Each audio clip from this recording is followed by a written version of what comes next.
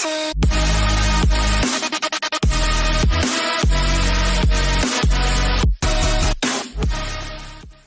அதிகாரத்தை பார்த்து கொண்டு வந்தோம். அதில் நான் நினைக்கிறேன்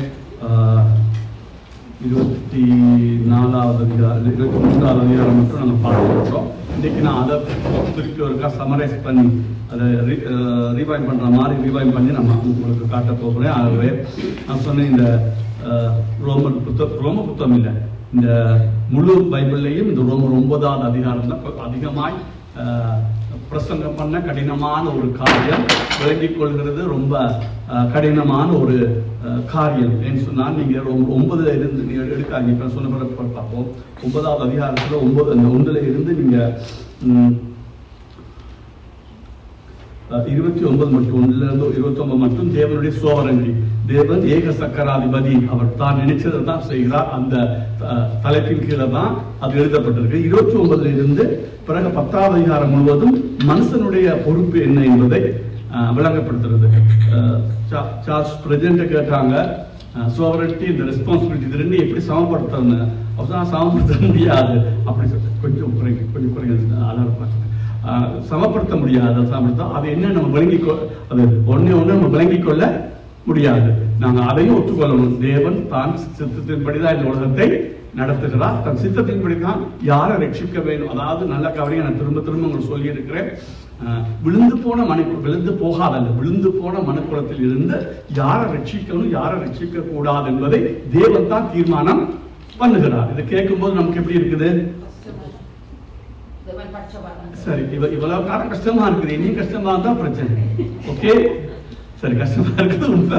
ஆனா ஒரு அளவுக்கு போன பிறகு ஜோனத்தான் இப்பதான் அதிகமா ஜோனத்தான் என்னோட புத்தகங்களை வாங்கி வாசிக்க இருக்கிறேன். எனக்கு தெரியும் அவர் தான் மிகப்பெரிய ஊழியக்காரன்னு, நல்ல பிரசங்கியா, நல்ல எழுப்புதலை கொண்டு வந்தவர். தேவ அன்பை குறித்து அதிகமா பேசினவர், நரகத்தை குறித்து சொர்க்கத்தை குறித்து அதிகமா பேசினவர், முதலாவது உலகத்தில் எழுப்புதலை கொண்டு வந்தவர் அவர் தான். ஆனா அவர் புத்தகங்கள் வாசி கொஞ்சம் கஷ்டமா இருக்குன்னு சொன்னாங்க. ஏன்னா அவர் ஒரு பிலோசபர். அது மாத்திரமல்ல, பைபிள்ல ரொம்ப நெருங்கி அறிந்து கொண்ட ஒரு தேவ மனுஷன் அப்படின்னு சொல்லி நாங்கள் சொல்லலாம். ஆகவே அந்த காரியத்திலே அப்படி இருக்கிறனால நான் இப்பதான் அவரோட ரெண்டு புத்தகம் ஆர்டர் பண்ணியிருக்கிறேன். இனி அவரோட புத்தகம் கூட ஆர்டர் பண்ணி வாசிக்க இப்போ ஓரளவுக்கு முடித்து வந்துடுச்சு. அவர் சொல்றது ஓரளவுக்கு நமக்கு விளங்கும். நீங்க எப்பயும் நீங்க பார்க்கறதுக்கு சொன்னேன், நமக்கு தவறா சொல்லல, நாம் அதிகமாய் நாங்கள் வேதத்தை கற்றுக்கொள்ளாம வளர்ந்த சபைகளா அதிகமா இருக்கிறபடினாலே இப்போ ஓடியாவது நம்ம பிடிக்கணும். நான் சொல்ற விலங்குதான், ஓடி பிடிக்கணும், நம்ம சரியா கற்றுக்கொள்ள பார்க்கணும். இப்ப இது இப்போ அதாவது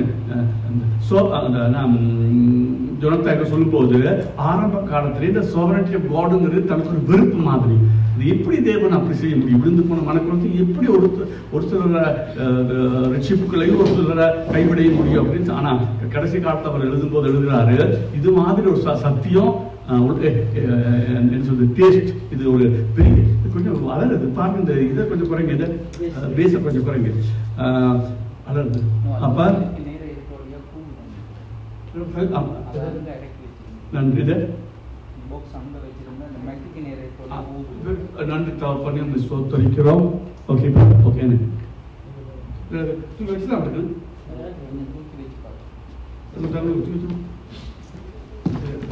நன்றி பண்ணி சோத்திரம்.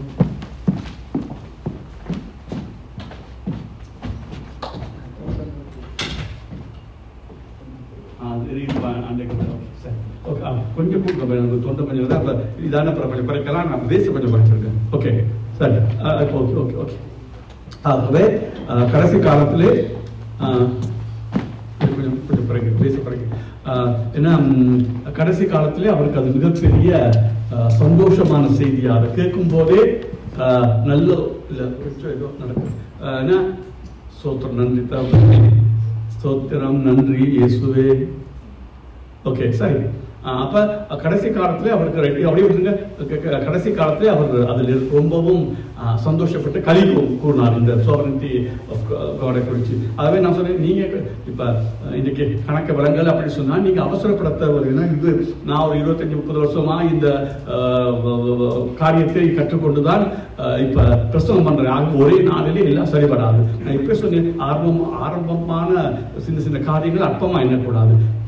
அதுல என்ன உங்களுக்கு விலங்குது மரியாதை போடு, என்ன விலங்கு அதை எடுத்து வச்சுக்கொள்ளுங்க. விலங்காட்டி ஆன்சர் விலங்கல்ல இது. ஆகவே நீங்க எங்களுக்கு விளங்கப்படுத்து, பின்னுக்கு விளங்கப்படுத்துவார். உண்மையா உத்தமமா இருந்தால் அவர் விலங்கு. நான் சொல்லுதான் எங்களுக்கு இந்த ஜொனத்தான் இந்த பெரிய பெரிய பிரச்சனை பேர் எனக்கு தெரியாது. அன்றைக்கு ஒரு புத்தகத்தை வாசிச்சு அதை கிரகிக்க அளவுக்கு கத்த நடத்துறான்னு சொன்னா அற்பமான ஆரம்பத்தை அசட்டை பண்ணாதபடிக்கு அதை கற்றுக்கொள்ள பார்க்கணும்.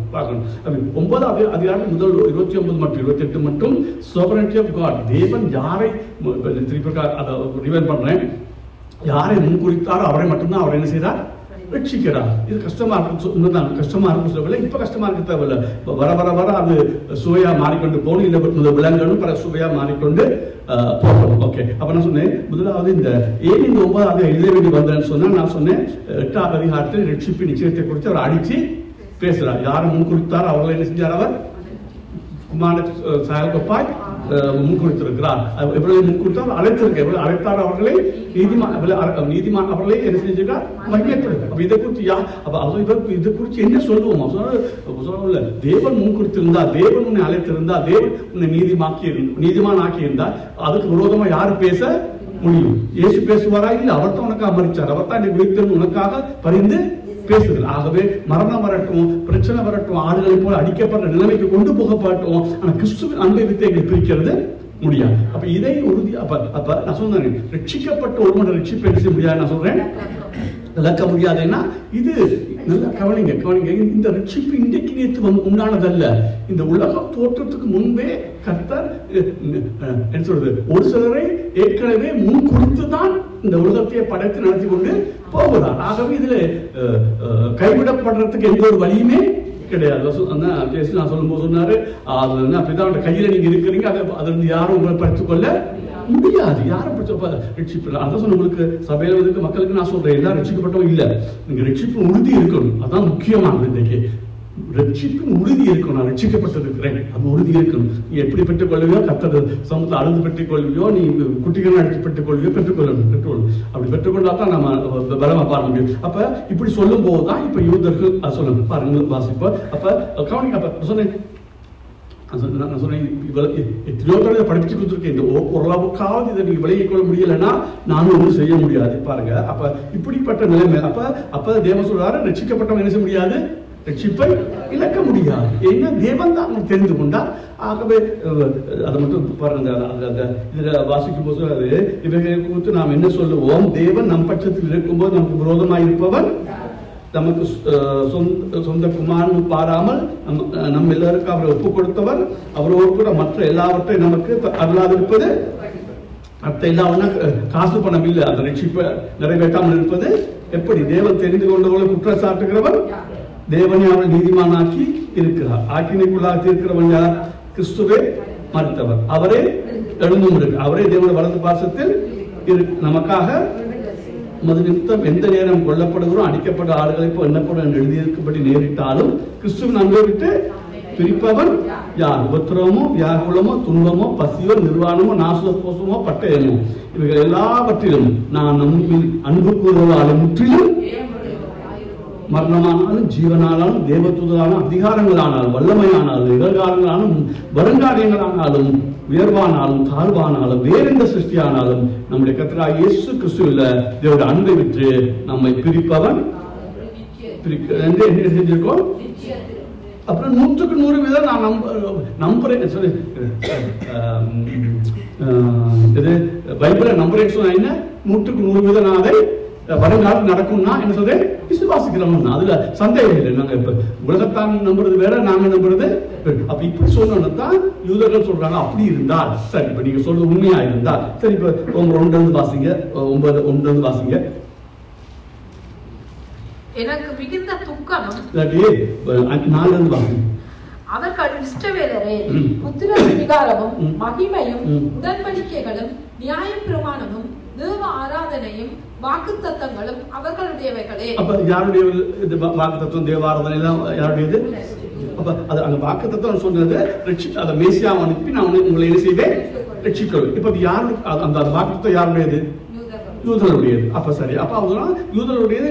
அப்ப என்ன பழைய காலத்துல வாக்குத்தத்தம் பண்ணி தேவன் நீங்கள் அழைத்தார். ஆனா இன்றைக்கு நிலம் வாசிக்கிறது வந்து பிதாக்கள் அவர்களுடையவர்களே, மாம்சத்தின்படி கிறிஸ்துவும் அவர்களில் பிறந்தாரே, இவர் என்றென்றைக்கும் ஸ்தோத்தரிக்கப்பட்ட சர்வத்திற்கு மேலான தேவன். ஆமென்.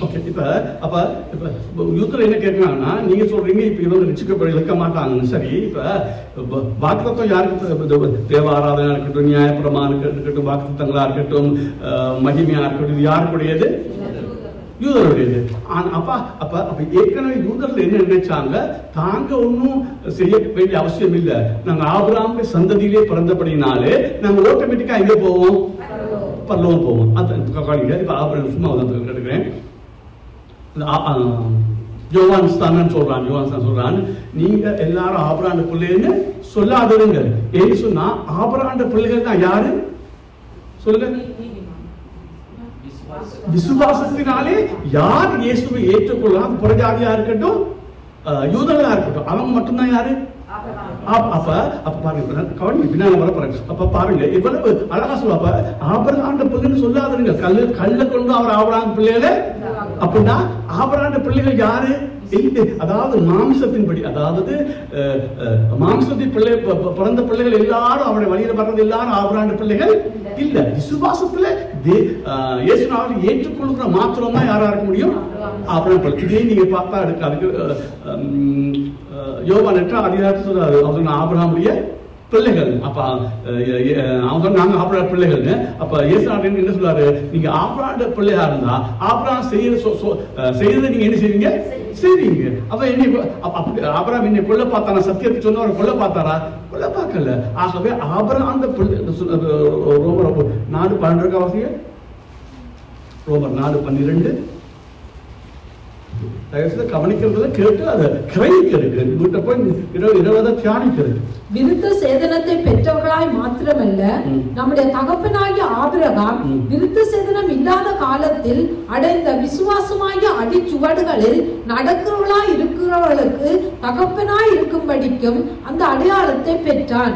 இப்ப விசுவாசத்திலே தான் அவங்க ஆபரண பிள்ளைகள் ஆகிறாங்க. இப்ப காலத்தியர் 3:6-9 வாசிங்க. கலாத்தியர் 3:6-9. அப்படியே ஆபிரகாம் தேவனை விசுவாசித்தான், அது அவனுக்கு நீதியாக எண்ணப்பட்டது. ஆகையால் விசுவாசம் மார்க்கத்தார்கள் எவர்களோ அவர்களே ஆபிரகாமின் பிள்ளைகள் என்று அறிவீர்களாக. யார் ஆபிரகாம் பிள்ளைகள்? விசுவாசத்தை மார்க்கத்தார் மட்டும்தான். அப்ப சரி, இப்ப பாருங்க. சரி, அப்ப அவர் என்ன சொல்ல வர்றாருன்னா, வாக்குத்தத்தம் அதெல்லாம் பண்ணது உண்மை. தேவன் மகிமை ஆராதனை வாக்குத்தத்தம் எல்லாம் பண்ணது உண்மை. ஆனா அது யாருக்கு உண்மையா பலிக்கும்? விசுவாசிக்கிறவங்களுக்கு தான் பலிக்கும். நீ அவங்க நினைச்சாங்க ஆபிரகாம் சந்ததி பிறந்து வந்துட்டா என்ன ஆகிடும், நம்ம ஆட்டோமேட்டிக்காவே நம்ம என்ன ஆகிடுவோம்? பரலோகம். இன்னைக்கு கூட சில பாசஸ்மார் அப்படி சொல்றவங்க இருக்காங்க. எவ்வளவு முக்கு பாருங்க.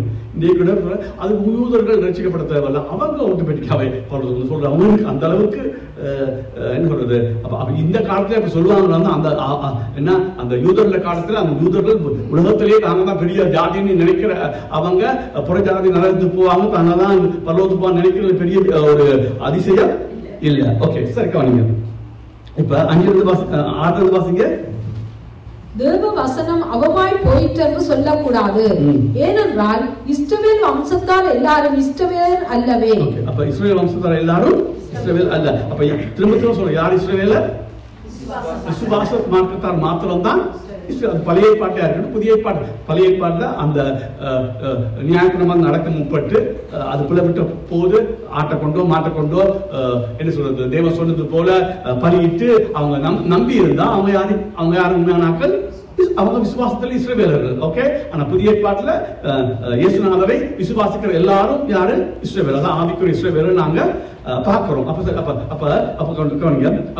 இப்ப இந்த 9 அதிகாரம் எழுதப்பட்டதுக்கு ஒரே காரணம் அது மாத்திரம் அல்ல, தேவன் தன்னுடைய சித்தத்தின்படி தான் யார் யார் ரட்சிக்கப்படணும் என்று தெரிந்து உலகத்தோடு முன்பாக அவர் என்ன செய்யறாரு அதை ப்ரூவ் பண்ணா போறாரு. இப்ப இஸ்ரவேல் எல்லாரும் இஸ்ரவேல் இப்ப பாருங்க ஒரு வசனத்தை வாசிங்க. ரோமர் 2 கடைசி 2 வசனத்தை வாசிங்க. ரோமர் 2 கடைசி 2 வசனம். ஆதலால் புறம்பாக யூதனானவன் யூதன் அல்ல. புறம்பான யூதனானவன் யூதன் அல்ல. இப்ப தொடர் வருதா? புறம்பா யூதன் சொல்றவன் என்ன இல்ல, ஆபாண்ட பிள்ளைன்னு சொல்றவன் எல்லாம் யாரும் இல்ல, யூதர்கள் உண்மையான யூதர்கள் இல்ல, மாம்சப்படி யூதர்கள், ஆனா உண்மையான ஆவிக்குரிய யூதர்கள் அல்ல. திருவாசிக்கத. ஆதலால் புறம்பாக யூதனானவன் யூதன் அல்ல. புறம்பான யூதன் என்ன, மாம்சத்தை விசேஷம் பண்ணிட்டு அவன் என்ன நினைக்கிறான், எல்லாம் யூதன் ஆயிட்டோம், எங்க போயிடுவோம். சரி, புறம்பாக மாம்சத்தில் செய்யப்படும் விருத்த சேதனமும் விருத்த சேதனம் அல்ல. அப்ப எங்க விருத்தம் செய்யணும்? உள்ளத்துல. அது யார் செய்ய முடியும்? தேவன் தான் செய்ய முடியும். இப்ப இதே விசுவாசத்தை நாங்க செய்ய முடியாது. ஓகே, வாசிக்க. அடுத்த வருஷம் வாசிக்க. உள்ளத்திலே யூதனானவனே யூதன், எழுத்தின்படி உண்டாகாமல் ஆவியின்படி இருதயத்தில் உண்டாகும் விருத்த சேதனமே விருத்த சேதனம். இப்படிப்பட்டவனுக்குரிய புகழ்ச்சி மனுஷனாலே அல்ல, தேவனாலே உண்டாயிருக்கிறது. தேவனா உண்டாயிருக்கிறா, தேவன் தான் இதயத்தை செய்ய முடியும், விருத்த சேதனம் செய்ய முடியும். நாங்க சொன்னேன், நான் ஏற்கனவே பலதை சொல்லி இருக்கிறேன். அதாவது நாங்க என்ன பாவத்துல அக்கிரமத்துல என்ன செஞ்சிருக்கிறோம், மறைச்சிருக்கோம். அந்த பாவத்துல அக்கிரமத்தை மறைச்சிருந்த நாங்க மீண்டும் அதுல இருந்து வெளிவரத்துக்கு நம்மால முடியாது. யார் கொண்டு வரணும்? சொல்லிட்டு அவர் நம்ம 5 வாசிங்க. 2:1 வாசிங்க. அக்கிரமங்களினாலும் பாவங்களினாலும் மரித்தவர்களாய் இருந்த உங்களை உயிர்ப்பித்தார். அப்ப பாருங்க, இதுல ஏதாவது நாங்க செஞ்சோமா, அவர் தானே உயிர்ப்பித்தாரா? அவர் உயிர்ப்பித்தார். இந்த வேதத்தை வழியா வாசிச்சா sovereignty of God அதுல தெளிவா 5 வாசிங்க. அக்கிரமங்களில் மரித்தவர்களாய் இருந்த நம்மை கிறிஸ்துவுடனே கூட உயிர்ப்பித்தார். யார் உயிர்ப்பித்தார்? யாரு பாவத்தை மறிச்சிருந்தோ நாங்க மறிச்சிருந்தோம். அவங்களை யார் உயிர்ப்பித்தார்? தேவன் யாரை முன் கொடுத்தார் அவர்களை ஏற்ற காத்து என்ன செய்யறார்? உயிர்ப்பிக்கிறார். சொன்னேன், இந்த sovereignty விவரிச்சு பேச சொல்றேன். இப்ப நான் சொல்றேன், மறுபடி தேவன் பிறக்க வச்சனால விசுவாசித்து நாம மனம் திரும்புறோமா, அல்லது நாங்க மனம் திரும்பி விசுவாசிக்கிறதுனாலே நாங்க மறுபடி பிறக்கிறோமா?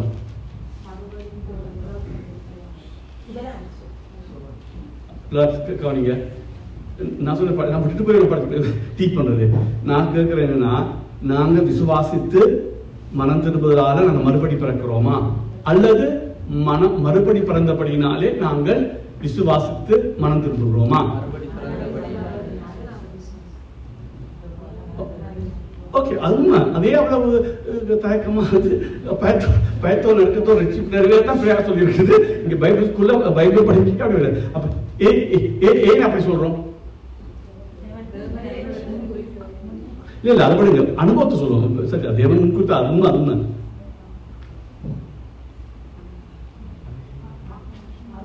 இப்ப நாங்க எப்படி இருக்கிறோம்? செத்து இருக்கிறோம். எப்படி மனம் திரும்புவோம்? அப்ப பாவத்தை மறுத்து எப்படி மனம் திரும்புவான்? திரும்ப முடியாது. அப்ப முதலாவது என்ன செய்யணும்? உயிர்ப்பிக்கணும். இல்லாட்டி வேற வழிய சொன்னா மறுபடி பிறக்க வைக்கணும். இல்லாட்டி என்ன செய்யணும்? பாருங்க, இது மறுபடி இப்ப மறுபடி பிறத்தலும் விசுவாசமும் மனத்திற்கு கிட்டத்தட்ட சேர்ந்து போகும். ஆனா ஒரு செகண்ட் முன்னுக்கு எது நடக்கணும்னு சொன்னால் மறுபடி பிறக்கணும். அப்படி இல்லைன்னா பாவத்துல ஐயோ அக்கிரமத்தை மறிச்சிருக்கோம் சொன்ன வார்த்தை என்ன செய்யாது? பொருந்தாது.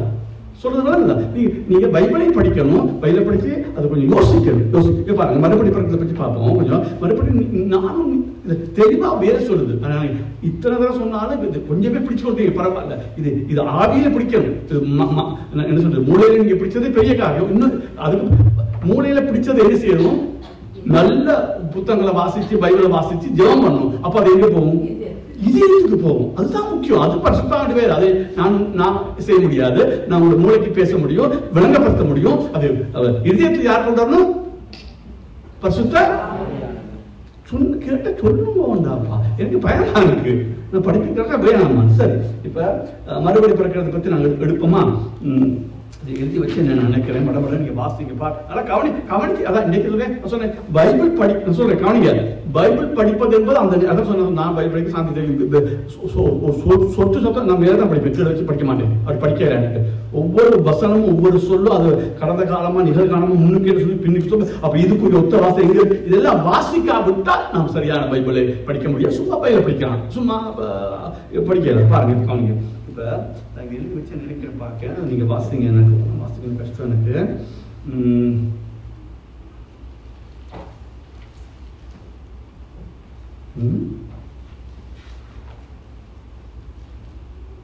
சரியா இங்க பின்னாடி 1 பேர் எடுங்க. நல்லா கவனிங்க.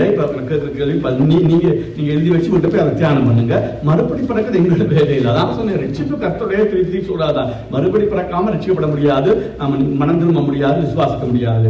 அது தேவனுடைய ஈவு. சரி அதே பிற பார்ப்போம் தேவனுடைய ஈவா இல்லையான்னு. 1 பேதுரு 1:4 வாசிங்க. அவர் இயேசு கிறிஸ்து மரித்தோரிலிருந்து எழுந்ததினாலே அழியாததும் மாசற்றதும் வாடாததுமாகிய சுதந்திரத்துக்கு ஏதுவாக ஜீவனுள்ள நம்பிக்கை உண்டாகும்படி தமது மிகுந்த இரக்கத்தின்படியே நம்மை மறுபடியும் ஜெனிப்பித்தார். இப்ப நாங்க ஏதாவது செஞ்சோமா? தேவன் மறுபடி கவனிங்க. யாக்கோபு 1:12 அதுல இன்னும் கொஞ்சம் அழுத்தி பேசுறாரு. யாக்கோபு 1:18 அவர் சித்தம் கொண்டு அப்ப யார் சித்தம் கொண்டது? அப்ப நாங்க சித்தம் கொள்ளல. சரி தம்முடைய சிருஷ்டிகளில் நாம் முதற் பலன்கள் ஆவதற்கு நம்மை சத்திய வசனத்தினாலே ஜெனிப்பித்தார். அப்ப யார் ஜெனிப்பித்தார்? தேவன் தன்னுடைய சித்தத்தினால். இன்னொரு வசனம் இருக்காங்க. அவர் இந்த உலகத்தை எல்லாவற்றையும் தன் சித்தத்தின் ஆலோசனைக்கு தக்கதா என்ன செய்யறார்? நடத்துகிறார். நான் திரும்ப சொல்றேன். பிரகாசம் சொன்னேன் 9:1-28-29 மட்டும் சோவரண்டி. தேவன் முழுக்க சோவரண்டி. அவர் நியமிக்காத ஜனம் ஒருவர் ரட்சிக்கப்பட முடியாது. அவர் தான் தீர்மானிக்கிறார். ஆனா அதுக்கு பிறகு எங்களுடைய ரெஸ்பான்சிபிலிட்டி என்ன? நாங்க விசுவாசிக்கிறதுக்கு. இப்ப இது ரெண்டையும் குழப்பிக் கொள்ளக்கூடாது. நான் விசுவாசிக்கணுமா? கட்டாயம் நான் தான் விசுவாசிக்கணும். அது எப்படி அவங்க முன்குறிச்சான விசுவாசிக்காம அதை பத்தி உனக்கு தேவையில்லாத வேலை. இப்படி சொல்லவா சொல்றேன். நீங்க ஒரு சுவிசேஷம் கொடுத்து போய் என்ன செய்யக்கூடாது? மறுபடி பிறகு அதை பத்தி என்ன செய்யக்கூடாது? கலைக்கக்கூடாது. என்ன சொல்லக்கூடாது? தேவன் முன்குறிச்சாதான் நீ என்ன செய்ய முடியும்? அதெல்லாம் கலைக்க தேவையில்லை. என்ன நீ சொல்லணும்? தேவன் உனக்காக மன்னிச்சிருக்கிறார். பாவத்தை மன்னிச்சிருக்கிறார். இன்றைக்கு நீ விசுவாசி என்ன செய்த? ரட்சிக்கப்படுவோம். இதைத்தான் நீ சொல்லணும். ஆனால் அவன் நினைப்பான் தான் ஏதோ விசுவாசிச்சு செஞ்சது ரட்சிப்படுத்த போல. அது தவறு இல்லை. அப்படித்தான் நடத்தணும். வேற வழி இல்லை. ஆனால் அவன் சபைக்கு வந்த பிறகு நாம் என்ன சொல்லணும்? இது உன்னால் உண்டானது அல்ல. இது தேவனுடைய விளங்குதா? இப்ப எப்படி பிரசம் பண்றாங்க? அங்க போய் நின்று இதை காய்க்கிற இல்லை. இங்க போய் நின்று நீ விசுவாசிச்ச நீ பெரியான்னு காய்க்கிற. இங்க சொல்றது உங்க ஒண்ணும் இல்லை. நீ மண் நீ களிமண் தான் சொல்லுது. அந்த களிமண்ணை அவர் என்ன செஞ்சு தெரிந்து கொண்டார். அப்ப இங்க படிக்கணும் தேவன் தான் எல்லாம் வருது. அங்க படிக்கணும் நீ விசுவாசிக்க என்ன செய்ய போற? நடந்து போற. நான் சொல்றது அப்ப இங்க வந்த பிறகு தெளிவா படிக்கணும். நீ விசுவாசிக்கிறது உண்மை. ஆனால் உங்க விசுவாசம் உன்னால் உண்டானது அல்ல. இது இல்லை. அது இந்த அதுல அந்த சொல்லப்படுகிறது. முதலாவது மனிதனுடைய பிரதான நோக்கம் என்னன்னா தேவனை மகிமைப்படுத்தி அவரை என்ஜாய் பண்றது. அவர்களே நாம மகிழ்ச்சியா இருக்கிறது. அப்ப முதலாவது என்ன? தேவனுடைய மகிமை. ஏன் தேவனுக்கு மகிமை செலுத்தணும்? விழுந்து போன மனுக்குலத்திலிருந்து எங்களை அவர் என்ன செஞ்சார்? ரட்சித்தார். யாருக்கு மகிமை? தேவனுக்கு தான். இன்னைக்கு தேவனை பத்தி கேட்கறதும் இல்லை, தேவனுக்கு மகிமை செலுத்துறதும் இல்லை. ஏதோ நாங்க ரட்சிக்கப்பட்டு நாங்க நடத்துற மாதிரி. பாருங்க அடுத்து எடுப்போம். இன்னொன்று வாசிப்போம். தீத்து 3:5 வாசிங்க. தீத்து 3:5 நாம் செய்த நீதியின் கிரியைகளின் நிமித்தம் அவர் நம்மை ரட்சியாமல் எவ்வளவு தெளிவா கிளியரா சொல்லுது. ஆனாலும் எங்களுக்கு புரியுது இல்லை. வாசிங்க. தமது இரக்கத்தின்படியே நாம் செய்த நீதியின் கிரியைகளின் நிமித்தம் அவர் நம்மை ரட்சியாமல் நீதியினால் அவர் என்ன செய்யல எங்களை அடுத்த வசனம் தமது இரக்கத்தின்படியே ஏன் எங்களை ரட்சித்தார்? நான் விசுவாசப்படியாரா? இரக்கத்தின்படி. ஓகே இதே வரும். எபேசியர் 2 இதே இரக்கமும் அன்பும் வரும். எபேசியர் 2 வாசிக்க தேவையில்லை. வாசிங்க. மறுஜென்மம் முழுக்கினாலும் பரிசுத்த ஆவியுடைய புதிதாக்குதலினாலும் நம்மை ரட்சித்தார். மறுஜென்மம் முழுக்கினா என்ன? மறுபடி பிறக்க வைத்ததாலே அவர். அப்ப அது இப்ப இதோட யோவான் 1:13 எடுப்போம். சுவிசேஷம், யோவான் சுவிசேஷம் 1:13. அவர்கள் இரத்தத்தினாலாவது மாம்ச சித்தத்தினாலாவது புருஷனுடைய சித்தத்தினாலாவது பிறவாமல், அப்படின்னா எங்களோட முயற்சி அல்ல, எங்களோட அம்மா அப்பா எங்களை பிறப்பித்ததால் அல்ல, தேவனாலே பிறந்தவர்கள். அப்ப யாரால பிறந்தவர்கள்? அப்ப தெளிவா சொல்லுது, மாம்சத்தினால அல்ல, ரத்தத்தினால அல்ல. ஒரு முயற்சி பண்ணி செய்ய முடியாது மாம்ச ரத்தத்தால.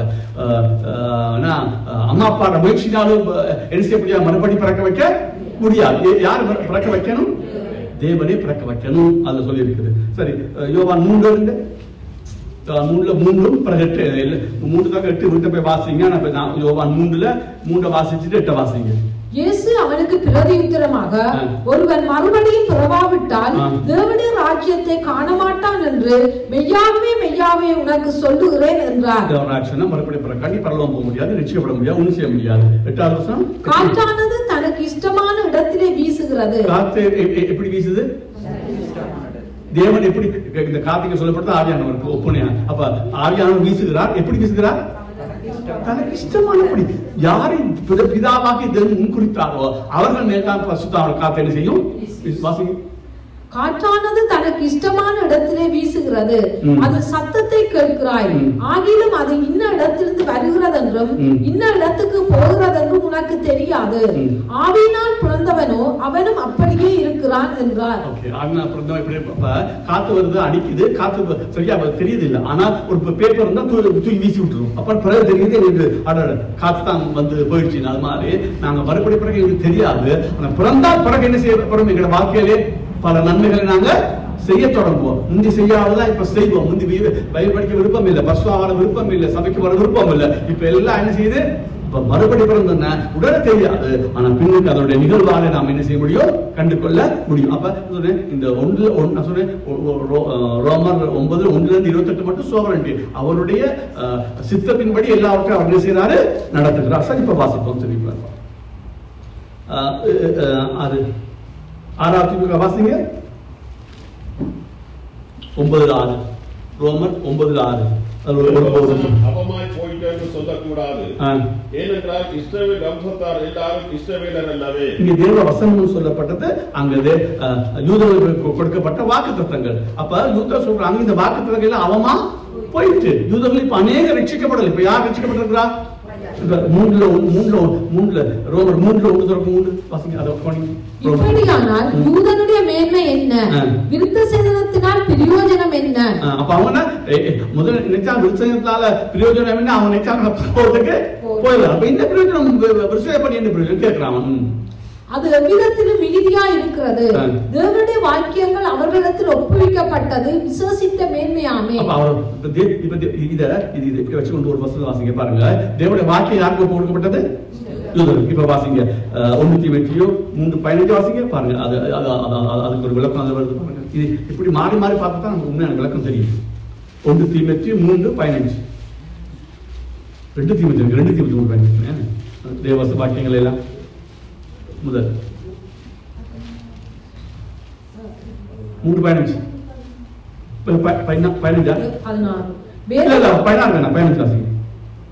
கிறிஸ்து இயேசுவை பற்றும் விசுவாசத்தினாலே உன்னை ரட்சிப்புக்கேற்ற ஞானம் உள்ளவன் ஆக்கத்தக்க பரிசுத்த வேத எழுத்துக்களை நீ சிறுவயது முதல் அறிந்தவன் என்று உனக்கு தெரியும். இது பழைய ஏற்பாட்டு. அப்ப தீமை சொல்றாரு, இந்த பழைய ஏற்பாட்டுல அவனுக்கு தெரியும். அது என்ன? அது தெரிஞ்சு அது எங்க நடத்தும்னு?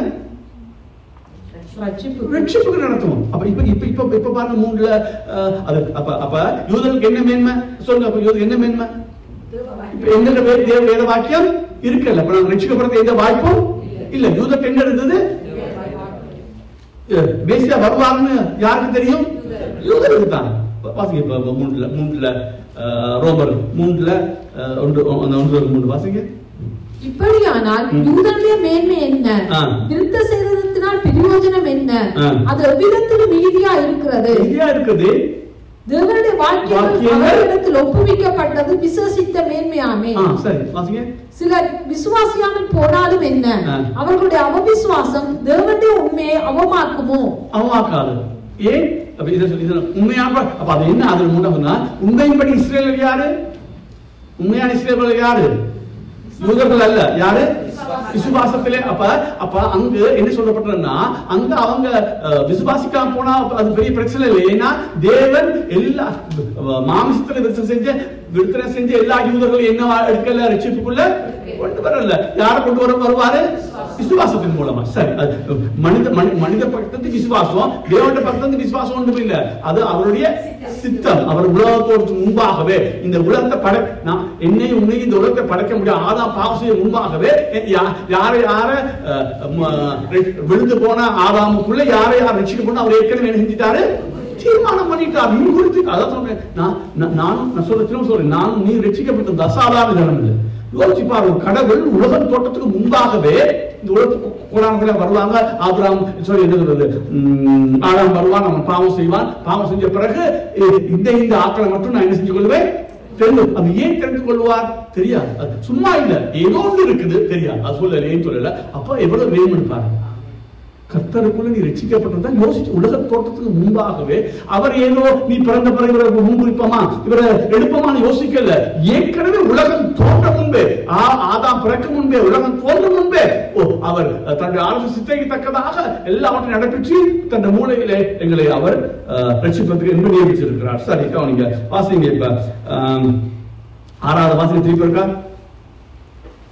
9, 6, 9 கையை வச்சு 9 எப்பயோ துண்டை வச்சு கொள்ளுங்கப்பா. 9 தானே படிக்கணும். அது திருப்பி நோண்டி பண்ணிக்கிறீங்க. தேவ வசனம் அவமாய் போயிட்டு என்று சொல்லக்கூடாது.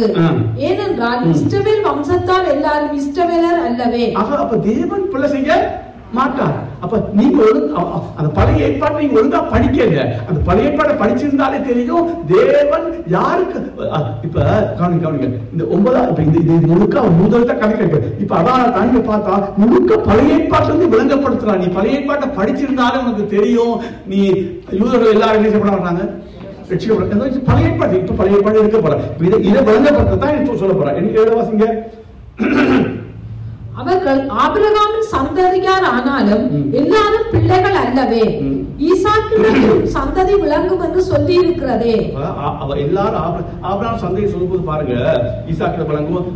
ஆபிரகாமுக்கு கேத்துரால் பிள்ளைகள் இருக்குது இல்லையா? பல பிள்ளைகள் இருக்குது. ஆனால் தேவன் அந்த அதாவது வாக்குத்தத்தம் பண்ண சந்ததி, அதாவது ரட்சிப்புக்கு நியமிக்கிற சந்ததி ஒரே ஒரு சந்ததியை தான் சொல்றாரு. வாசிங்க.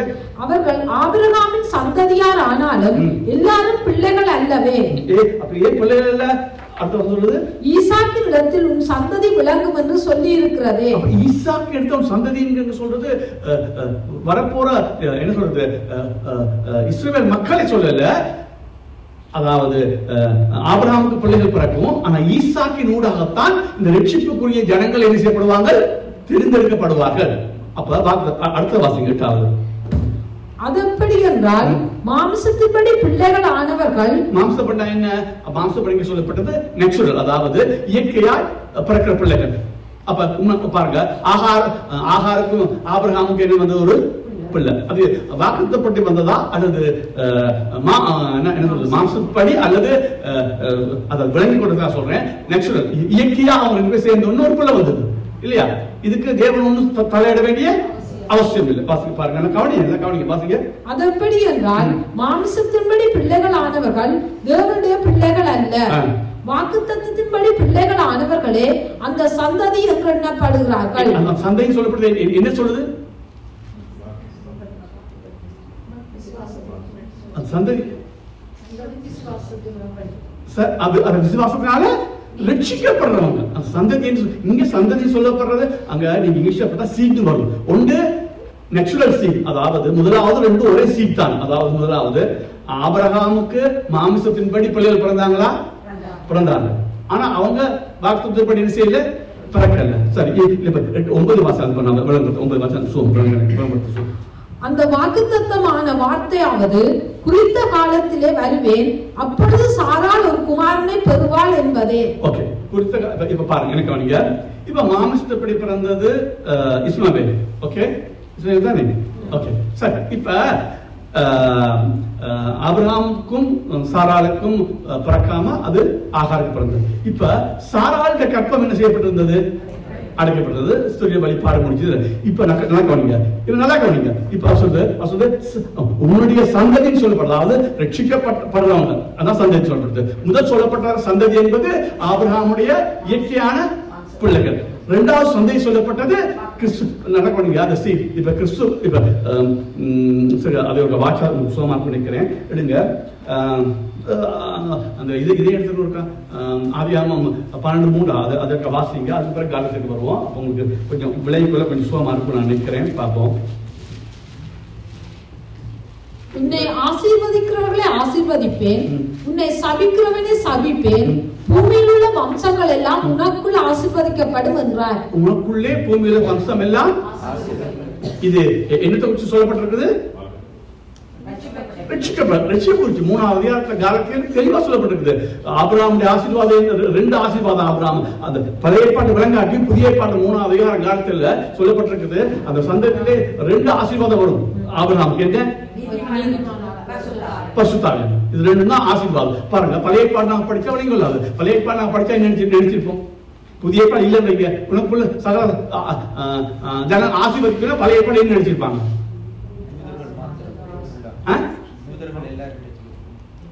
இல்ல, சகல ஜாதி ஆவிக்குரிய வார்த்தையும் தெரியாது. அப்ப பழைய ஏற்பாட்டுல ஆசீர்வாதம் என்ன நினைச்சிருப்பாங்க? ஆடு, மாடு, கோழி, வெள்ளி, வேலைக்காரன். அந்த ஆனால் புதிய ஏற்பாடு வரும்போது என்ன தெரியுது? அது ரட்சிப்பின், அதாவது ரட்சிக்கப்பட்ட ஜனம் நீதிமானாக்கப்படுதலும் பரிசுத்த ஆவியானவர். நீதிமானே பரிசுத்தமா பிரிக்க முடியாது. நீதிமானாக்கப்பட்ட ஒவ்வொருவரும் என்ன ஆகணும்? பரிசுத்தமா பிரிக்க முடியாது. நீதிமானாக்கப்பட்ட ஒருவனும் முடிவில் என்ன ஆகணும்? போன நான் சொன்னேன், ரட்சிக்கப்பட்ட ஒருவனும் என்ன சொல்றது, கணிசமான அளவில் என்ன ஆகணும்? ஒப்பிட்ட அளவில் என்ன ஆகணும்? பரிசுத்தமாகும். அப்ப அது 2 பிரிக்க முடியாது. அப்ப அதான் கவனமா இருக்கீங்க. பழைய ஏற்பாடு இன்னைக்கு யூதரை குறிச்சு மேன்மை பாராட்டி கொண்டிருக்காங்க. இன்னைய பொறுத்த மட்டும் யூதருக்கு ஜெபிக்க வேணாம் நான் சொல்லல. இன்னைக்கு இந்த இஸ்ரவேல் ஜெபிக்க நான் அனைவரும் ஜெபிக்கிறேன். என்ன ஜெபிக்க தெரியாது ஜெபிச்சு கொண்டு போறாங்க. சரி, அது அவர் சொல்லல. இஸ்ரவேல் இன்னைக்கு இஸ்ரவேல சபிச்சா ஒரு சாபம் வர போறது இல்ல. நீ யாரையும் சபிக்க கூடாது. இஸ்ரவேல் யாரையும் சபிக்க கூடாது. இஸ்ரவேல சபிச்சு ஒண்ணு நடக்க போகுது. இஸ்ரவேலுக்கு இன்னைக்கு ஒரு நிர்ணயம் கிடையாது. அவங்க இயேசுவை என்ன செய்யணும்? ஏற்றுக்கொள்ளணும். இது பழைய பாட்டை வச்சுக்கொண்டு நாங்க இப்ப இந்த இது மாட்டாங்க. இப்ப ஆபிரகாம் இன்னைக்கு எல்லாம் ஆசீர்வாதம் சொல்றோம். ஆபிரகாமுக்கு ஆசீர்வாதிச்சு போய் என்ன செய்வார்? அப்ப என்ன செய்யணும்? அவர் என்ன செய்யணும்? அப்படி அவங்க ஆசீர்வாதம் என்ன? நீதிமான ஆக்கப்படுதலும் கொடுக்கப்படுதோ. இந்த உலகத்தின் ஆசீர்வாதம் அல்ல, அது வேற. அது தரமாட்டம் சொல்லல. எப்போதும் நுணுக்கமா அந்த பைபிள் படிக்கணும். நீங்க அநேக புத்தகம் வந்து வாசிங்க, கண்டு புத்தகத்தை வாசிப்பா. அப்பதான் ஏதாவது விளங்கும். ஏதாவது இந்த உருவாக்கலாம் புத்தகம் விற்கிறாங்க, வாங்குங்க. அந்த கொலோசியர் உருவாக்க விற்கிறாங்க, காலத்தை உருவாக்க விற்கிறாங்க. அது சில பிள்ளைகள் இருக்கிறாங்க, அதை வாசிங்க.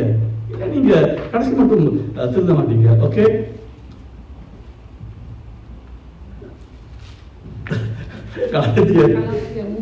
மூணாவது அதிகாரம் 16 ஆபிரகாமுக்கு உண்டான ஆசீர்வாதம் கிறிஸ்து இயேசுவினாலே புறஜாதிகளுக்கு வரும்படியாகவும் ஆவியை குறித்து சொல்லப்பட்ட வாக்குத்தத்தத்தை நான் விசுவாசத்தினாலே பெறும்படியாகவும் இப்படி ஆயிற்று.